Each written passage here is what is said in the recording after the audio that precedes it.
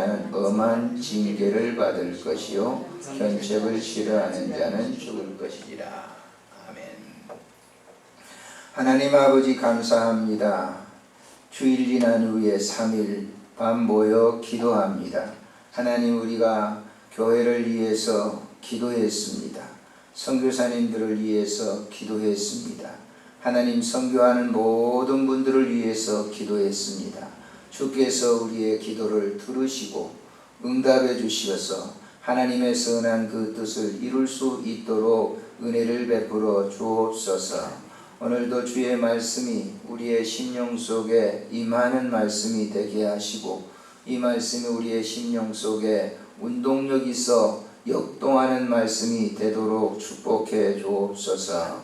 우리 구주 예수님의 이름으로 기도드리옵나이다. 아멘.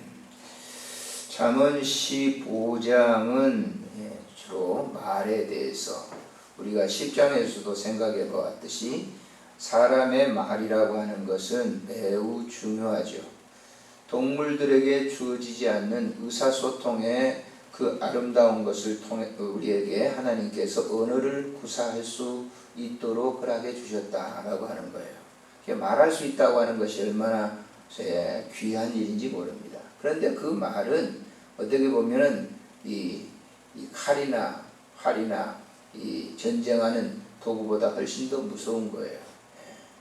말에 상처를 입게 되면은 그 말의 상처는 큰 고통을 주게 되고 한 인생을 파괴시키는 그런 일들을 하기 때문에 아마 잠언에서 솔로몬은 그 말에 대해서 많은 부분을 할애하고 있다라고 하는 거예요. 사람이 지혜롭게 사는 것은 하나님을 경외하는데, 그 하나님을 경외하는 사람들은 그 말을 굉장히 조심해야 된다라고 하는 것이죠. 그래서 이 잠언 15장에서 나와 있는 이 언어, 말에 대해서 소개를 하는데, 신약 성경에서도 말에 대해서 새벽에도 말씀드렸지만은 아주 이 신약 성경 지혜문학이라고 하는 지혜의 성경이라고 하는 야고보서에서도 말에 대해서 설명을 드립니다. 거기를 우리 우선 먼저 찾아보고 오늘 말씀을 강의하는 것이 좋겠습니다. 자, 야고보서 3장을 한번 펴보시기를 바랍니다. 야고보서 3장 1절부터 한번 보시면은 좀 깁니다만은 10절까지 읽겠습니다. 야고보서 3장 1절. 내 형제들아, 너희는 선생된 우리가 더 큰 심판을 받을 줄 알고 선생이만이 되지 말라.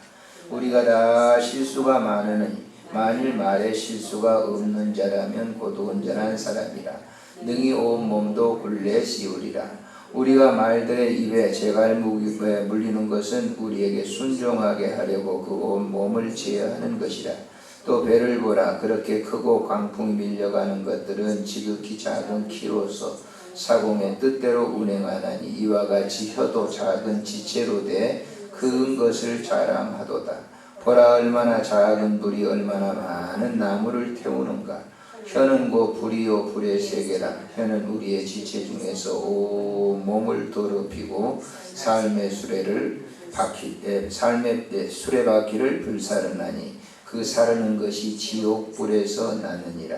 여러 종류의 짐승의 새와 벌레와 바다의 생물은 다 사람이 길들일 수 있고 길들여 왔거니와, 혀는 능히 길들일 사람이 없나니 쉬지 아니하는 악이요 죽이는 독이 가득한 것이라.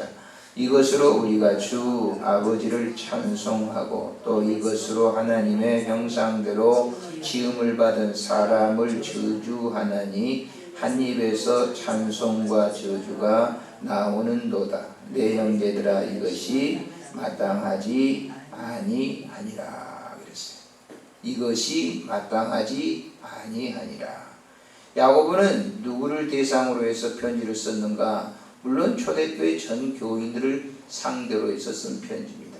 그렇지만 주도 이 3장에서는 선생들아, 지도자들에게 주로 이 편지를, 왜냐? 지도자는 말을 많이 하잖아요. 그래서 우리가 이 정치인들도 보면은 그 말에 실수를 많이 해가지고 어렵게 만드는 그런 이 경우들을 우리가 보게 되죠. 우리 목회자들도 마찬가지입니다. 말을 이렇게 실수를 해서 많은 어려움을 당하게 되는 그런 경우를 우리가 종종 보게 되는 것이죠. 사실 이 지도자들은 말을 좀 많이 하기 때문에 그 조심성을 가지라라고 하는 그런 얘기죠. 이 오늘 본장에서도 마찬가지예요. 예, 솔로몬이 자기의 자식들에게, 자기의 후대 오는 사람들에게 언어에 조심할 것을 갖다가 얘기를 하는 것이죠. 자, 1절에 보니까 유순한 대답은 분노를 쉬게 하여도 과격한 말은 노를 격동하느니라. 좋은 말은 상대자의 분노가 났다 할지라도 그것을 쉬게 할 수 있는 말이에요. 잠잠하게 할 수 있어요. 그러나 과격한 말은 노를 갖다가 격동, 오히려 더 노하게 만든다라고 하는 거예요. 상대가 지금 분이 나 있는데 좋은 말로 다스리게 되면 잠잠해질 수 있어요. 그러나 과격한 말은 어떻게 됩니까? 대부분 싸움이 일어나는 거 보면 처음부터 그렇게 주먹 다짐을 올라가고 그렇게 하지 않습니다. 대부분의 싸움들을 보면 처음에는 말을 가볍게 하는 거예요. 예. 술자석에서 흔히 그런 얘기가 있잖아요. 그런 일들이 많이 있지 않습니까? 처음에는 술 먹고 이렇게 해가지고 친구 어떠고 하다가 말이죠. 말이 좀 한마디 좀 빗나가게 되면 그것에 격해가지고 싸움이 일어나는 것을 볼 수가 있는 겁니다. 지혜자들은 그러기 때문에 그런 이 유순한 말들을 많이 이렇게 하게 되죠. 지혜롭다라고 하는 것이 바로 그런 거잖아요. 세상에 우리가 지혜를 가진 사람들이라고 하면 언어에 대해서 굉장히 사람들을 갖다가 잠잠케 하는, 분쟁이 있는 곳에 가서 화평케 하는 것이 우리 그리스도인의 또 그리고 지도자들의 몫이라 이렇게 볼 수가 있습니다. 2절에 보면은 지혜 있는 자의 혀는 지식을 선히 베풀고 미련한 자의 입은 미련한 것을 쏟아내느니라 그랬어요. 학자의 혀, 그러니까 많이 이렇게 지식을 담아둔 사람들은 역시 다르죠. 제가 이 총신을 공부를 하면서 김희보 교수님이 계시는데 돌아가셨죠, 오래전에. 그분은 이제 구약 성경에 그 12권을 구약 소선지서를 12권을 다 주의하신 분이죠.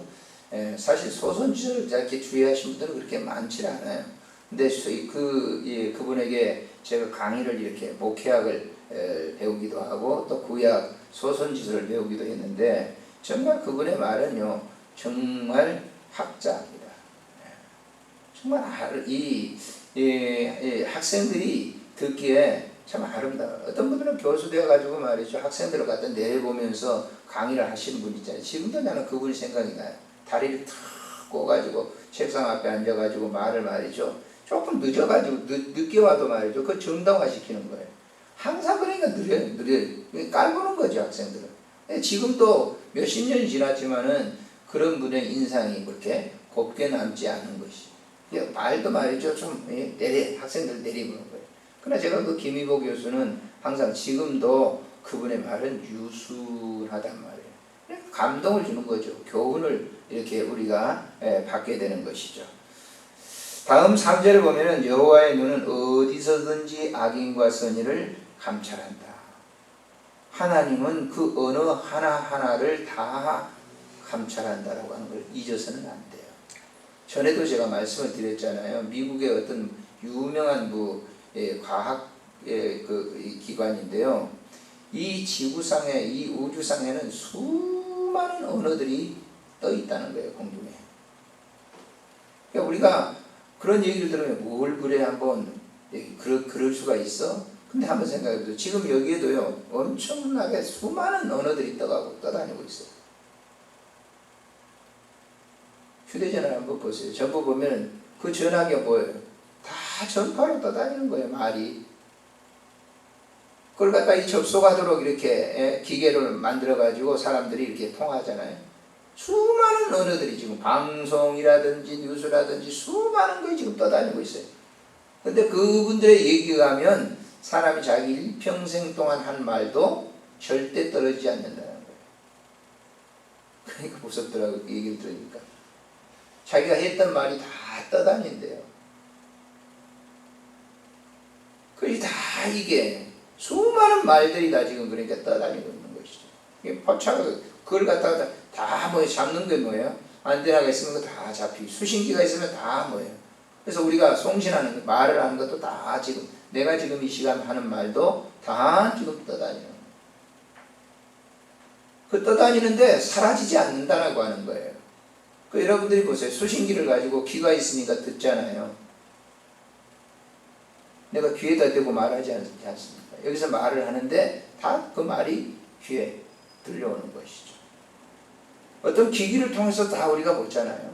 방송 매체를 통해서 우리가 더더욱 예전에는 볼 수 없었던 것인데 그렇기 때문에 그 사람들의 발표한 것이 수긍이 가는 거예요. 아, 그러면서 우리의 언어를 굉장히 조심해야 되겠구나 라고 하는.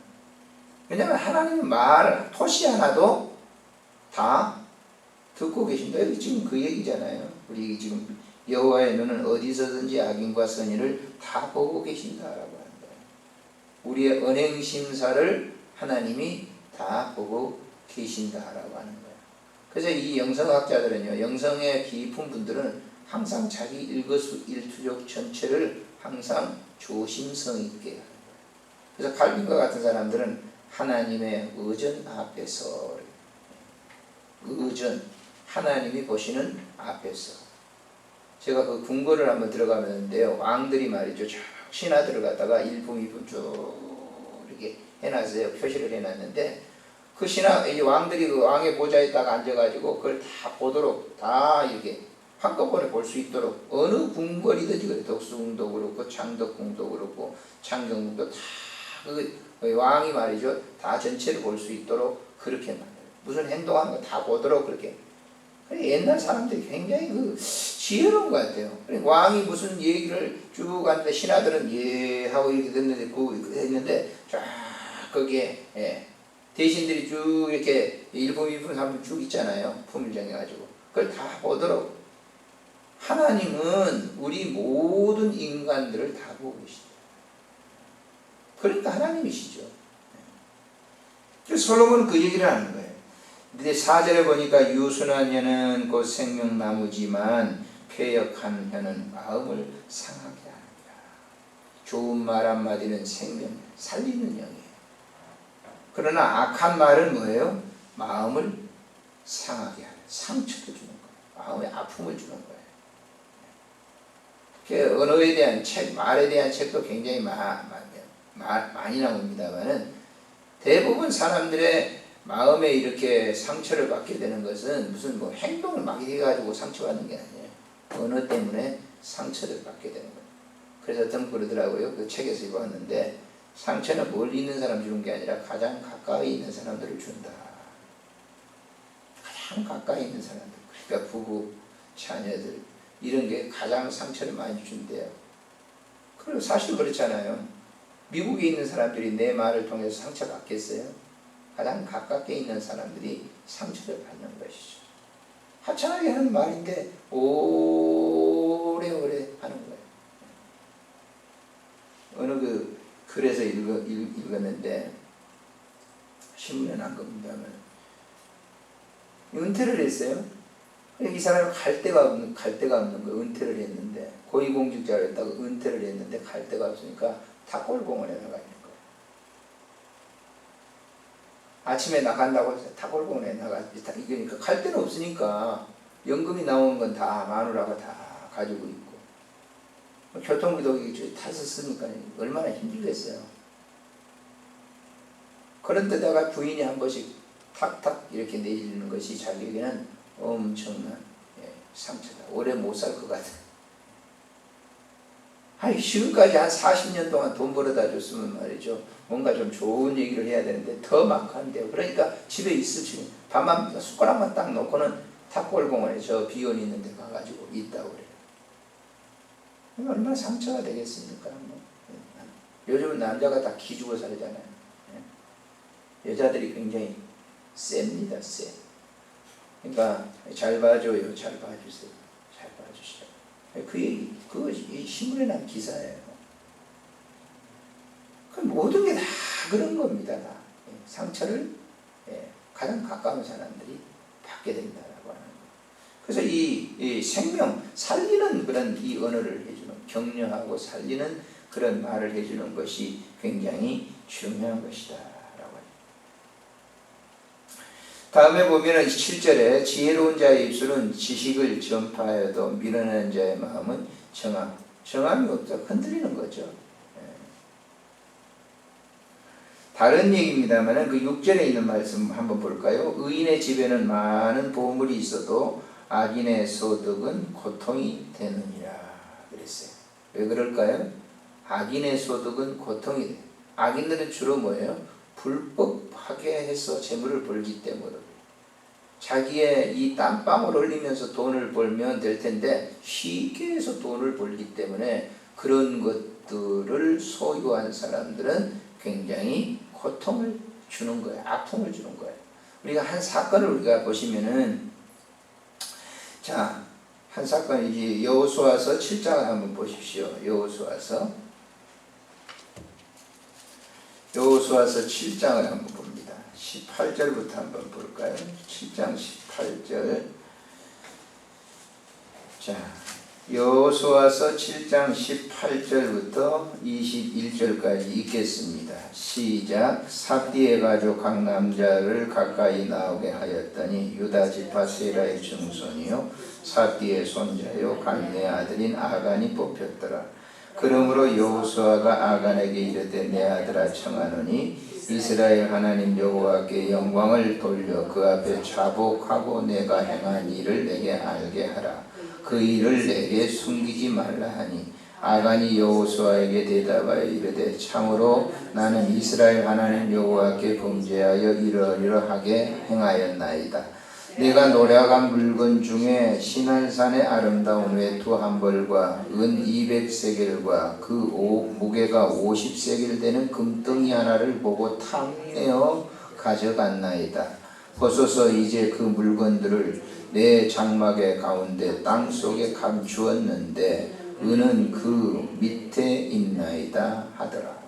이 얘기는 무슨 얘기냐면요. 여호수아가 여리고성을 점령했을 때 그 모든 이 점령에서 빼앗은 모든 그 물건들은 함께 다 모아요. 그래서 분배를 합니다. 전시물 이렇게 전쟁에서 물건을 빼앗았잖아요. 그러면 그걸 갖다가 모아가지고 이제 분배를 하는데 이 아간이라는 사람이 거기 보니까 자기가 저렇게 보니까 외투 한 벌하고 은 200세겔하고 금 50세겔 되는 금덩이가 굉장한 겁니다. 그걸 몰래 숨겨놨어요.